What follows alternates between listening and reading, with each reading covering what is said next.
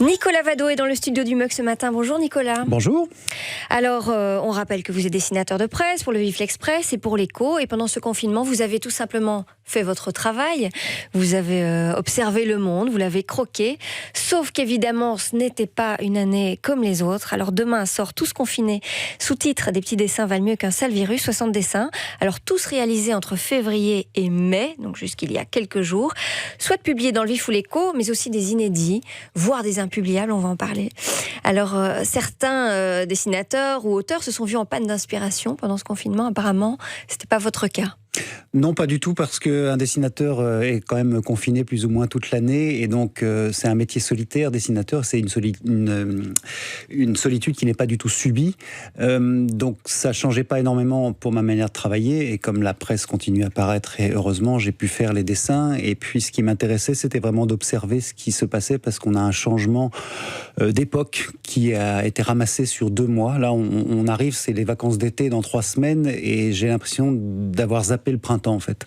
Voilà, et on est donc, complètement décalé. On est complètement décalé. Il y a une rentrée littéraire maintenant en juin, ce qui n'arrive jamais. Donc voilà. Et donc dès le début du confinement, j'ai pensé, je me suis dit, c'est la première fois de ma vie que je dessine uniquement sur un seul sujet pendant une longue période. Il faut que j'en fasse quelque chose parce que je veux que ça laisse une trace. Et puis, d'un point de vue purement personnel, ça m'obligeait à avoir un but, et un but à court terme pour pas devenir fou. Et ensuite, je me suis dit, je veux que ça soit un témoignage, c'est-à-dire que j'ai des enfants, je veux que les enfants puissent reprendre ce livre dans 1 mois, 1 an, 5 ans, 10 ans, 15 ans, et qu'ils puissent se dire, voilà ce qu'on a vécu à ce moment-là. Parce que pour nous, adultes, c'était dur, mais pour les enfants, je pense que ça les a marqués profondément, encore plus longtemps.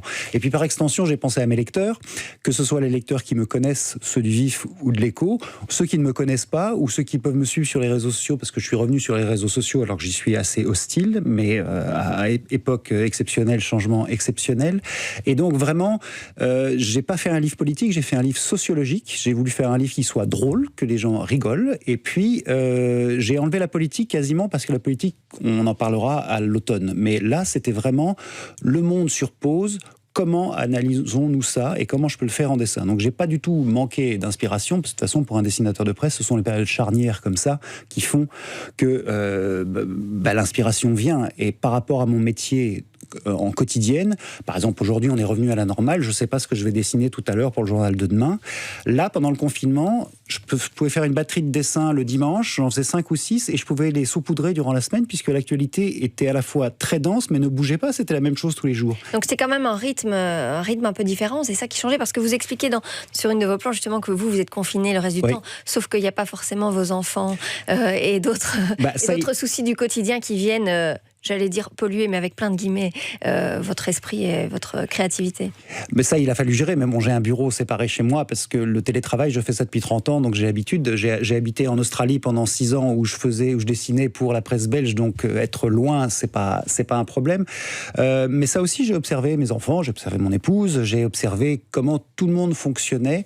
Et ça, c'était vraiment intéressant. Et je voulais vraiment que les gens puissent vraiment reprendre ce livre dans quelques mois, quelques années, en se disant, voilà ce qu'on a vécu à ce moment-là. Et surtout pour ne pas oublier, parce qu'il ne faut quand même pas oublier qu'on a abandonné quasiment toutes nos libertés en 2 jours, et ça c'est quelque chose que j'ai pas envie d'oublier, parce que je sais que la vie va reprendre son cours plus ou moins comme avant, et très vite on va revenir dans le quotidien. Mais n'oublions pas que la démocratie c'est fragile, qu'on a vécu pendant 2 mois quasiment sans démocratie, et que là ça revient, et qu'on a accepté ça, et que ça pourrait être un prétexte plus tard pour des dictateurs en herbe d'utiliser ce prétexte-là. Donc c'est pour ça aussi, il faut faire attention. Mais je vous dis, je voulais vraiment aussi que les gens rient, qu'ils aient une soupape, et ça je l'ai vu sur les réseaux sociaux, les gens m'ont dit, on a besoin de vos dessins parce qu'on a besoin de prendre un peu de recul. Donc ça c'était important, je pense que c'est mon livre le plus rigolo en fait.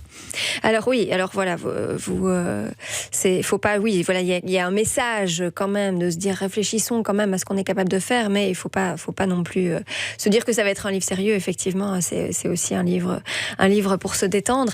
Et cette volonté donc de faire une photographie de ce moment présent, avec l'envie de laisser une trace qui est différente de votre travail habituel, où vous vous dites, voilà, un dessin chasse l'autre, et finalement peut-être on n'y pense plus.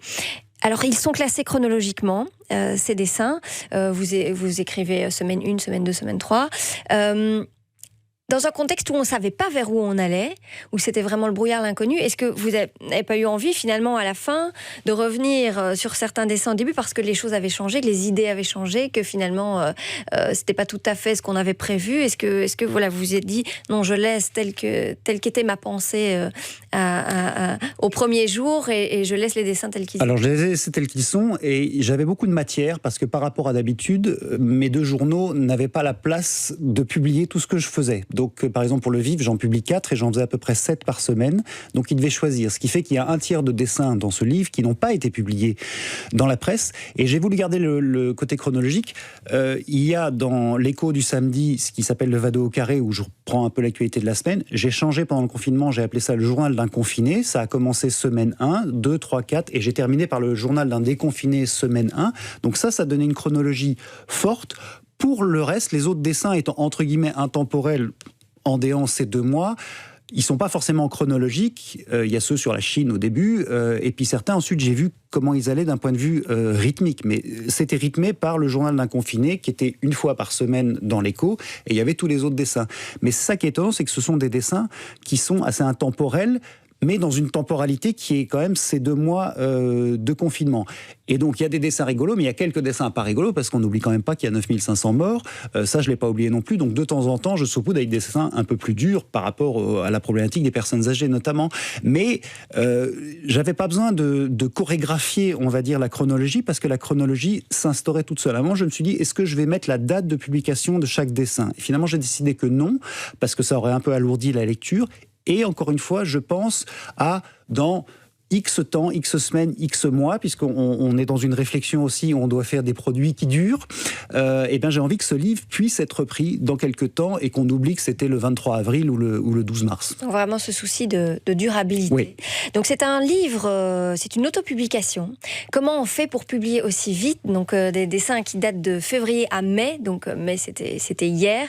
Partant de confinement, déconfinement, comment vous avez fait pour réussir finalement? C'est quand même un... Alors ça, c'est l'avantage aussi d'avoir pris les devants, parce qu'on sait que le monde de la culture a énormément souffert de ce confinement. Moi, j'ai pas eu ce problème-là, parce que j'ai décidé il y a 4 ans de méditer moi-même. Et donc, dès que j'ai décidé de faire ce livre, il a fallu que j'aille interroger toute la chaîne de production, c'est-à-dire mon webmaster, mon graphiste, mon imprimeur, mon diffuseur et mon attaché de presse, savoir s'ils étaient tous partants. Je leur ai dit, est-ce que vous êtes partants? Je leur ai dit ça début mars. J'ai dit, j'attends le CNS de la fin avril pour être sûr que les magasins rouvriront début juin. Ils ont tous dit oui, parce que l'autre chose qui était importante aussi, il y avait 3 choses qui ont présidé à ce bouquin. Il y avait le fait qu'il me fallait un but.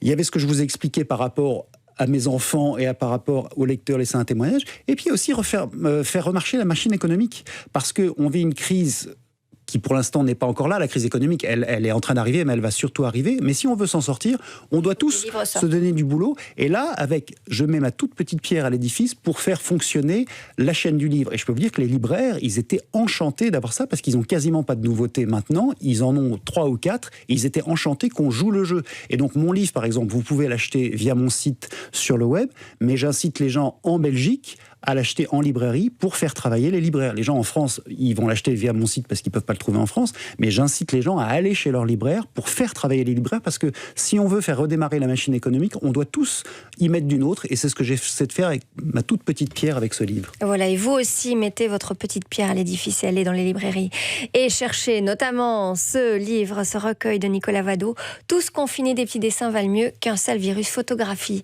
de ces semaines particulières, historiques, dont on se souviendra, notamment grâce à votre livre. Merci Nicolas Vado. Merci pour l'invitation.